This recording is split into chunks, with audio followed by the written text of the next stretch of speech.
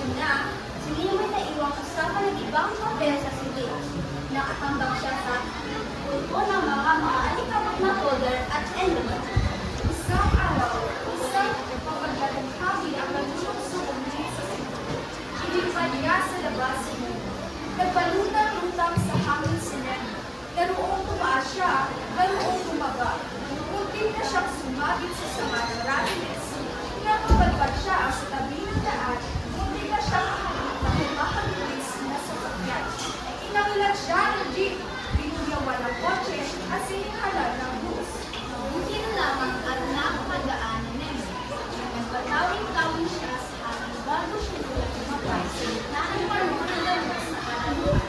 Nakahina ng matagal si Nemo.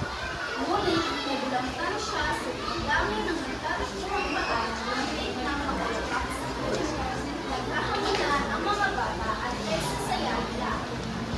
Araw-araw, tuwing hapon, pinapanood nila yung mga naglalaro. Ingit na ingit siya sa kanila. Tuwing makikita niya ang mga pagkalaruan, gustong-gusto rin niya maging isang tunay na bata. Gusto kong gumawa tulad ng totoong bata. Gusto kong tumakbo tulad ng totoong bata.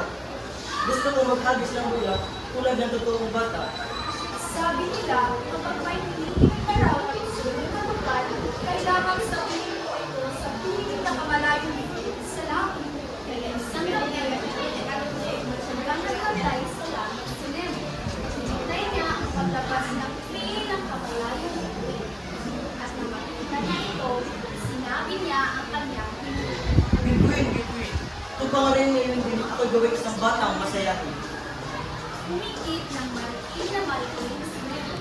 Naramdaman niya parang umiikot ang paligid at nagkakagulo ang mga kusina ng sasakyan. Totoo